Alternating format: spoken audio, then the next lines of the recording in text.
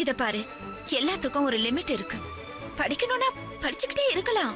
ஆனா நம்மள மாதிரி ஒரு மிடில் கிளாஸ் ஃபேமிலினால அது எவ்வளவு கஷ்டம், அது முடியுமா இல்லையான்னு நீதான் யோசிக்கணும். அக்கா, நீ எனக்கு மட்டும் இவ்வளவு அட்வைஸ் பண்றியே, விஜயக்கா எப்ப கேட்டாலும் 2 லட்சம் 3 லட்சம்னு நீ அரேஞ்ச் பண்ணி தரல? Prakash, mind your words. 1947ல சுதந்திரம் கிடைச்சப்போ நம்ம நாட்டோட தனி மனித வருமானம் எவ்வளவு தெரியுமா? 300 ரூபாய்க்கும் கம்மி. உங்களுக்கு எங்க இதெல்லாம் தெரிய போகுது? சரிங்க சார், நான் ஒத்துக்கிறேன். 300 ரூபாய் பெரிய அமௌண்ட் தான், நானே கொடுத்துறேன் உங்களுக்கு. I don't want your money. I want my money. Excuse me, நான் ஏதாவது உதவி பண்ணட்டுமா? மேடம், உங்க ஸ்டாஃப் 300 ரூபாய் கம்மியா கிரெடிட் பண்ணது மட்டும் இல்லாம என்கிட்ட இன்சல்ட்டிங்கா பேசுறாரு மேடம். நோ மேடம், நான் பாத்துக்கிறேன். ஒரு 10 நிமிஷம் வெயிட் பண்ணுங்கன்னு தான் சொன்னேன். மிஸ்டர் சிவா, நான் இவர்கிட்ட பேசிட்டு இருக்கேன். நீங்க கொஞ்ச நேரம் அமைதியா இருங்க. சொல்லுங்க. மேடம், அவர் பர்ஸ்ல இருந்து பணம் எடுத்து கொடுக்கறாரு மேடம். நான் என்ன பிச்சைக்காரனா? No mister Siva, you have to apologize to him. Madam, நான் எந்த தப்பு பண்ணல madam. No, I don't want any justification. A customer is a most important visitor அப்படின்னு மகாத்மா காந்தியே சொல்லியிருக்காரு. You have to realize that. மன்னிப்பு கேளுங்க. சாரி எல்லாம் வேண்டாம், எனக்கு 300 ரூபாய் தான் வேணும். மிஸ்டர் சிவா, இவரோட அக்கவுண்ட்ல 300 rupees கிரெடிட் பண்ணுங்க. அதுக்கப்புறம் வந்து என்ன கேபின்ல பாருங்க. தொந்தரவுக்கு மன்னிக்கணும். நீங்க 10 நிமிஷம் வெயிட் பண்ணுங்க. உங்க அக்கவுண்ட்ல கிரெடிட் பண்ணிட்டு உங்களுக்கு இன்ஃபார்ம் பண்ணுவாங்க. சரியா? Thank you madam.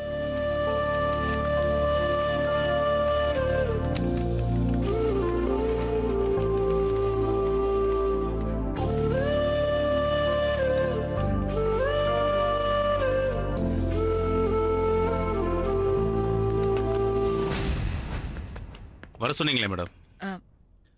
உட்காருங்க. பரவாயில்ல, சொல்லுங்க மேடம். மிஸ்டர் சிவா, நான் உங்ககிட்ட கொஞ்சம் பேசணும். உட்காருங்க.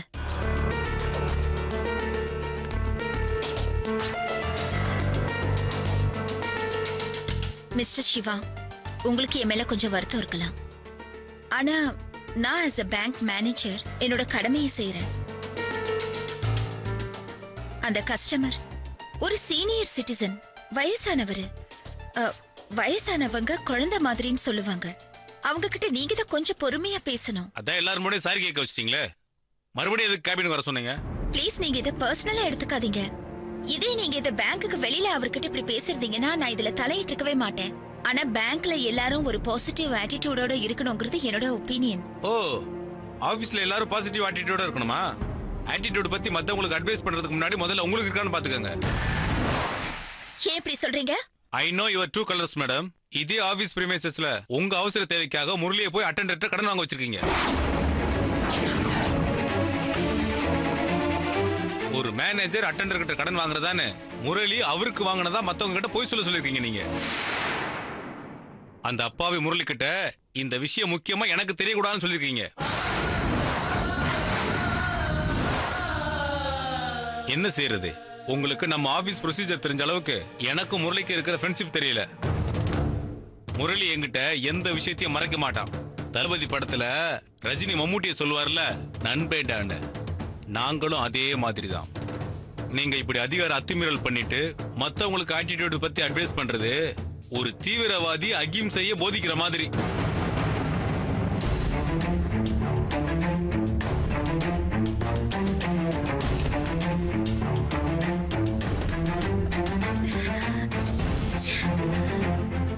நான் முரளியை ட்ரஸ்ட் பண்ணி தானே இந்த கடனை வாங்கினேன். அவ்வளோ ரிக்வெஸ்ட் பண்ணதுக்கு அப்புறமும் இந்த விஷயத்தை சிவா கிட்ட சொல்லிருக்காரு. இந்த சிவா இவ்வளவு அசிங்கமா பேசிட்டு போறாரு.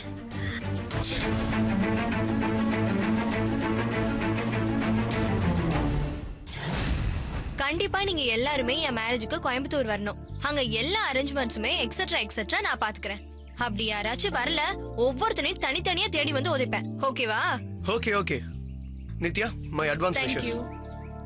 My advance wishes. Thank you. My advance wishes, Thank Nithya. you. Advance wishes. Okay, thank you guys. Hey Ram, Prakash இன்னும் வரல? அவனுக்கு இன்ஃபார்ம் பண்ணலையா? என்னடா இன்னும் நீ கேட்கலையேன்னு நினைச்சேன். காலையிலே ரிமைண்ட் பண்ணிட்டேன். அவன் கிளாஸ் முடிஞ்ச நேரம் இங்க வரேன்னு சொல்லியிருக்கான். I think he must be on his way.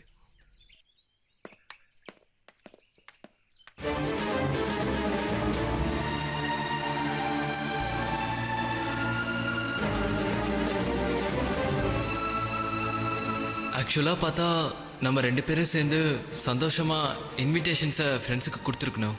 ஆனா விதி அந்த ஆசையை ஃபுல்ஃபில் பண்ணல. எனக்கு அந்த அதிர்ஷ்டம் இல்லை. நித்யா, பிரகாஷ் வந்துட்டான்.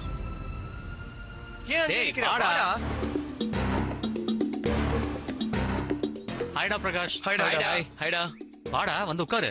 இல்ல பரவாயில்லடா. என்ன பிரகாஷ் இவ்ளோ லேட்டு? நான் வந்து 1 hour ஆச்சு தெரியுமா? சாரி நித்யா, இம்பார்ட்டன்ட் கிளாஸ், அதான் ஸ்கிப் பண்ண முடியல. நான் கொஞ்ச நேரம் இருப்பேன்னு நினைச்சேன். டைம் ஆயிடுச்சா? ஆமா, அம்மா அப்பா 2 பேருமே ரெஸ்டாரண்ட்ல வெயிட் பண்றாங்க. அண்ட் அதுக்கப்புறமா பர்ச்சேசிங் வேற இருக்கு. இம்பார்ட்டன்ட் கெஸ்ட் அண்ட் ஃப்ரெண்ட்ஸ் வீட்டுக்கு எல்லாம் டைரக்டா போய் இன்விடேஷன் கொடுக்கணும். சோ அதான் முடிஞ்சா ஊருக்கு போறதுக்கு முன்னாடி உன்னை மீட் பண்ண ட்ரை பண்றேன். ஓ சாரி, உன்னை பார்த்ததுல இன்விடேஷனே கொடுக்க மறந்துட்டேன்.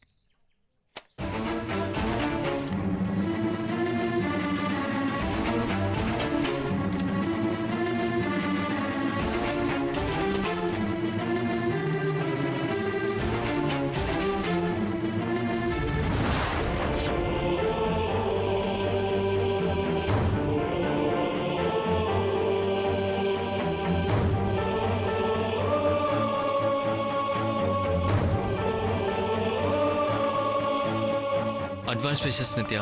தேங்க்யூ பிரகாஷ்.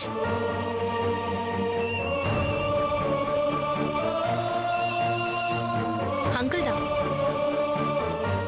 அங்கிள், நான் கிளம்பிட்டேன். ஜஸ்ட் 2 minutesல அங்க இருப்பேன். see you uncle.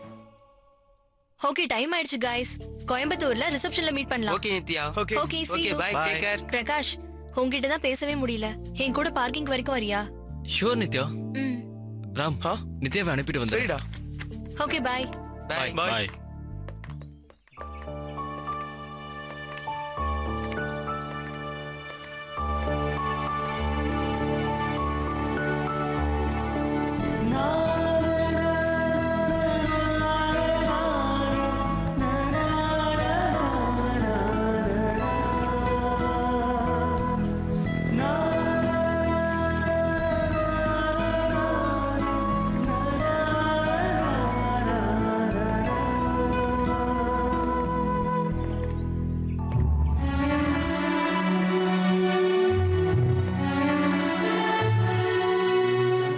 Prakash, ah?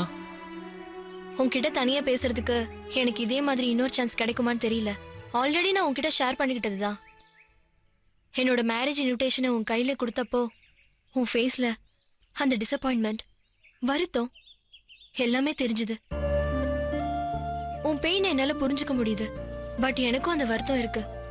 S, உன்னை எனக்கு ரொம்ப பிடிக்கும். செகண்ட் இயர்லயே என்னோட லவ் எக்ஸ்பிரஸ் பண்ணலாம் தான் நான் ஆசைப்பட்டேன். பட் என் ஃபேமிலி ரெஸ்ட்ரிக்ஷன்ஸ் என்ன சொல்ல விடாம தடுத்துருச்சு. நடக்கவே சான்ஸ் இல்லைன்னு தெரிஞ்சதுக்கு அப்புறம் என் மனசுல இருந்த எல்லா தாட்ஸையுமே தூக்கி போட்டேன். அதுக்கப்புறம் உன்னை ஒரு நல்ல ஃப்ரெண்டா தான் நான் நினைச்சிட்டு இருக்கேன். மற்ற ஃப்ரெண்ட்ஸுக்கு நான் இன்விடேஷன் கொடுத்தாலும், அவங்கள என் மேரேஜுக்கு ஃபார்முலா வர சொல்லி இருந்தாலும், நீ கண்டிப்பா மேரேஜுக்கு வரணும். அதான் நான் மனசார நினைக்கிறேன். I am just telling this from bottom of my heart. நீ வந்தா ரொம்ப சந்தோஷப்படுவேன். கண்டிப்பா வருவல்ல? எனக்கும் இன்னொரு சந்தர்ப்பம் கிடைக்காதுங்கிறதுனால சொல்றேன். உனக்கு தெரிஞ்சதுதான், உன்னை எனக்கு ரொம்ப பிடிக்கும். மனசுக்குள்ள உன்னை இந்த செகண்ட் வரைக்கும் ரொம்ப சின்சியரா லவ் பண்ணிட்டு இருக்கேன். அன்பார்ச்சுனேட்லி நம்ம குடும்ப சூழல், ஸ்டேட்டஸ் நம்மள லைஃப்ல சேர விடாம பண்ணிடுச்சு. என்னவோ தெரியல நித்யா, அதிர்ஷ்டத்துக்கு என்னை இது வரைக்கும் பிடிச்சதே கிடையாது. It's all right, we have to face the reality and we should. இப்ப நான் சொல்றதை கேட்டு நீ தப்பா நினைச்சாலும் பரவாயில்ல. நான் கல்யாணம் பண்ணிக்கிறேன்னு ஆசைப்பட்ட உன்னை வேற ஒருத்தர் கல்யாணம் பண்ணிக்கிறத பத்தி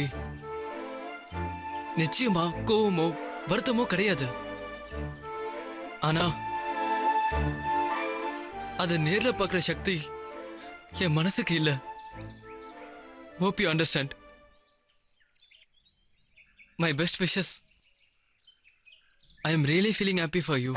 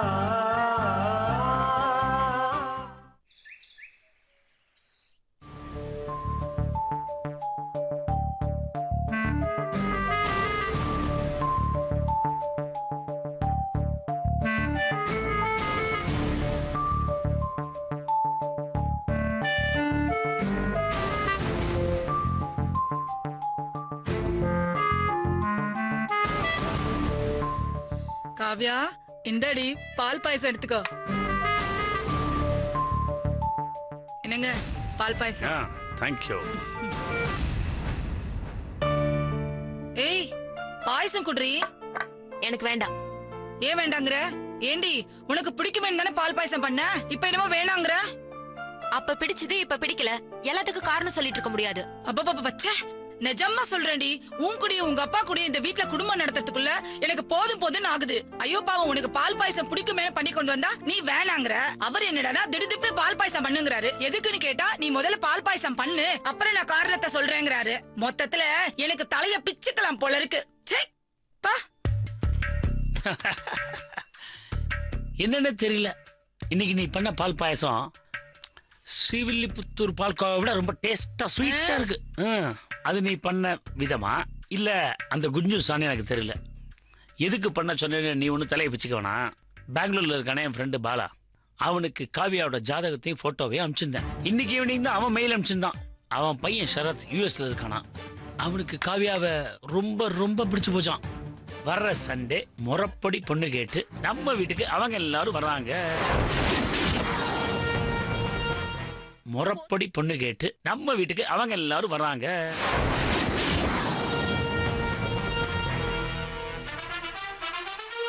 என்னங்க இது அநியாயமா இருக்கு? அன்னைக்கு எங்க அண்ணன் அவர் பையனுக்கு பொண்ணு கேட்டு வந்தப்ப இவ படிப்பு முடியற வரைக்கும் கல்யாணத்தை பத்தி யோசிக்கவே முடியாதுன்னு மூஞ்சில் அடிச்ச மாதிரி பேசுனீங்கல்ல. இப்ப திடுதிப்புன்னு என்கிட்ட கூட சொல்லாம ஏற்பாடு பண்ணிட்டேன்னு தகவல் சொல்றீங்க. பையன் போட்டோ மட்டும் பார்த்தா போதுமா? ரெண்டு பேரோட ஜாதகத்தையும் பார்த்து பொருத்த சரியா இருக்கான்னு செக் பண்ண வேண்டாமா? அன்னைக்கு நம்ம பொண்ணு ஜாதகத்தை மட்டும் தானே அனுப்பிச்சு வச்சோம். பதிலுக்கு பையன் ஜாதகத்தை நம்ம பார்க்கவே இல்லல.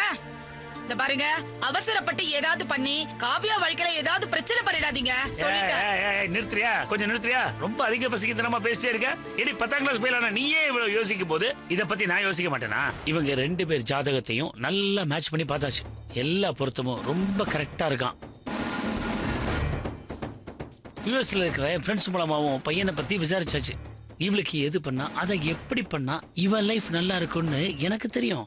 இந்த விஷயத்துல உங்க யாரோட பெர்மிஷன் எனக்கு தேவையே கிடையாது. நான் கொடுக்கறது ஜஸ்ட் இன்ஃபர்மேஷன் தான். உங்க அண்ணன் பையனுக்கு இவளை கல்யாணம் பண்ணி வைக்கிறதும் ஒரு நல்ல நாளா பார்த்து நல்ல முகூர்த்தத்துல இவளை அரபிக்கடலை தள்ளி விடுறதும் என்னை பொறுத்த வரைக்கும் ஒண்ணுதான். இந்த விஷயத்துல என்ன பிரச்சனை வந்தாலும் அதை எப்படி சமாளிக்கணுங்கிறதும் எனக்கு தெரியும். ஓகே, கவலையே படாதீங்க. இப்பதான் மனசு ரொம்ப தெளிவா ரொம்ப சந்தோஷமா இருக்கு. நான் ரிலாக்ஸா கொஞ்சம் அப்படி வாக்கிங் போயிட்டு வரேன்.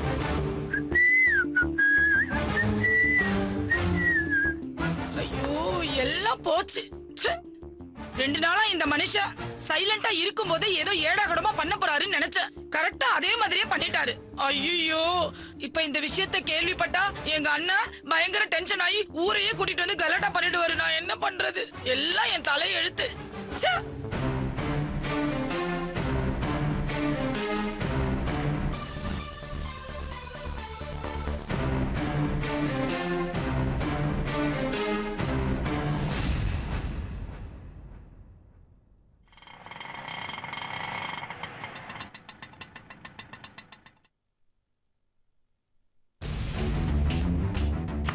சுஜாதா, என்னம்மா முகம் எல்லாம் டல்லா இருக்கு? உடம்பு கிடம்பு சரியில்லையா? சூடா ஏதாவது எடுத்துட்டு வரட்டுமா? மா, எனக்கு ஒண்ணுமே வேண்டாம். யாரும் என்ன டிஸ்டர்ப் பண்ணாம இருந்தீங்கன்னா அதுவே எனக்கு போதும்.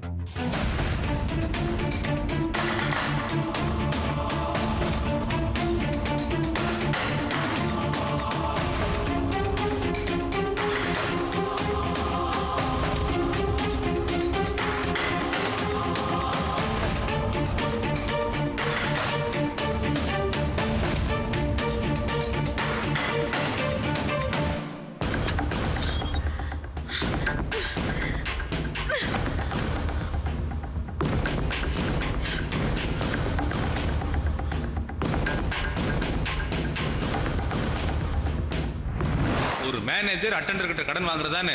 முரளி அவருக்கு வாங்கினதா மத்தவங்க கிட்ட போய் சொல்லிருக்கீங்க நீங்க. அந்த அப்பாவி முரளி கிட்ட இந்த விஷயம் முக்கியமா எனக்கு தெரியக்கூடாதுன்னு சொல்லிருக்கீங்க.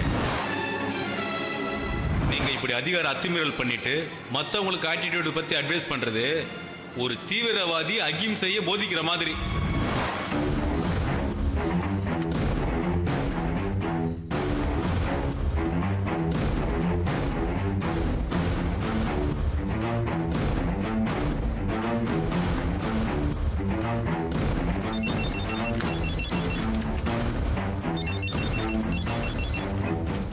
Good evening madam. நானே உங்ககிட்ட என் லீவ் விஷயமா பேசணும்னு நினைச்சிட்டு இருந்தேன். மிஸ்டர் முரளி, நீங்க இப்படி பண்ணுவீங்கன்னு நான் கொஞ்சம் கூட எதிர்பார்க்கல. உங்களை எவ்வளவு நம்பினேன், ஆனா என்னை இவ்வளவு டிசப்பாயிண்ட் பண்ணிட்டீங்க. மேடம் ப்ளீஸ், நீங்க சொல்றது எனக்கு புரியல. என்னாச்சு? என்ன ஆச்சா? உங்களை நம்பி ஒரு விஷயம் பண்ணதுனால இன்னைக்கு கேவலமா அசிங்கமா அந்த சிவா கிட்ட பேச்சு வாங்குற மாதிரி ஆயிடுச்சு. சிவாவா? சிவாவே தான். நீங்க தானே என்விஆர் கிட்ட இருந்து எனக்காக கடன் வாங்கி கொடுத்ததா சிவா கிட்ட சொல்லிருக்கீங்க. அவர் என்னமோ நான் உங்களை சீட் பண்ண மாதிரி பேசிட்டு இருக்காரு. இடியட். இதெல்லாம் எனக்கு தேவையா? Madam, I am very sorry. ஒன்னும் கேட்க வேண்டாம் மிஸ்டர் முரளி. இதுக்காக தான் எல்லா ஸ்டாஃப் கிட்டயும் நான் ஒரு டிஸ்டன்ஸ் மெயின்டைன் பண்ணிட்டு இருந்தேன். ஆனா இவ்வளவு வருஷத்துல நீங்க பண்ண சின்ன சின்ன உதவிகள்னால, நல்ல காரியத்தினால நீங்க ஒரு ஜென்டில்மேன், ஜென்யூன் ஃப்ரெண்ட்னு நினைச்சேன். ஆனா எல்லாத்தையுமே ஒரே நிமிஷத்துல கெடுத்துட்டீங்க. மேடம் ப்ளீஸ், நான் சொல்றது ஒரு நிமிஷம் கேளுங்க மேடம் ப்ளீஸ். வேண்டாம் முரளி, இது வரைக்கும் கேட்டதே போதும். இன்னைக்கு சிவா மாதிரி ஒரு ஸ்டாண்டர்டே இல்லாத ஆள்கிட்ட நான் பேச்சு வாங்கினதுல போதும். ஏ மிஸ்டர் முரளி, நீங்களே உங்க மனசை தொட்டு சொல்லுங்க. நானா உங்ககிட்ட என்விஆர் கிட்ட கடன் வாங்கி கொடுங்கன்னு கேட்டேன்? நீங்களாவே என் ப்ராப்ளம புரிஞ்சுக்கிட்டு இல்ல மேடம் வாங்கிக்கோங்கன்னு சொல்லும் போதே நான் இந்த மாதிரி ஆளுங்க கிட்ட வாங்க வேண்டாம், ரெஸ்பெக்ட் இல்லாம போயிடும்னு சொன்னேனா இல்லையா? ஆனா நீங்களாவே வாலண்டரியா இல்ல நான் என் பேர்லயே வாங்கி தரேன், ஒன்னும் பிரச்சனை இருக்காதுன்னு சொன்னீங்க. அதனாலதான் எஸ் சொன்னேன். அப்ப கூட குறிப்பா அந்த சிவா கிட்ட இந்த விஷயத்த சொல்லாதீங்க, ஏன்னா என்விஆர் கிட்ட சொல்லிடுவார்னு நான் உங்ககிட்ட சொன்னேன். ஆனா இந்த சிவா அத புரிஞ்சுக்காம நான் என்னவோ உங்க ஃப்ரெண்ட்ஷிப்பை கெடுக்கிற மாதிரி இல்ல பேசிட்டு இருக்காரு. சிவா இப்படி பேசுனதுக்கு காரணம் யாரு? நீங்க தானே சார்? நீங்க அன்னைக்கே சிவா கிட்ட இருந்து என்னால எந்த விஷயத்தையும் மறைக்க முடியாதுன்னு சொல்லி தொலைச்சிருக்கலாமே. நான் உங்களுக்கு கையெடுத்து கும்பிட்டு இந்த பணமே எனக்கு வேண்டாம் சார்ன்னு சொல்லி இருப்பேன். நான் பண்ண தப்புதான், உங்களை நம்பினே. இல்ல, எந்த ஒரு விஷயமும் சொன்னா அது கடைசி வரைக்கும் கமிட்மெண்டோட இருக்கணும். அந்த கமிட்மெண்டே உங்களுக்கு இல்ல. Madam please madam. போதும் மிஸ்டர் முரளி, போதும். Enough is enough. நீங்க பண்ண ஹெல்ப்பும் போதும், உபத்திரவமும் போதும். இந்த பணத்தை உடனடியா உங்களுக்கு திருப்பி தந்துடுறேன். இதையும் நீங்க உடனே சிவா கிட்ட சொல்லிடுங்க.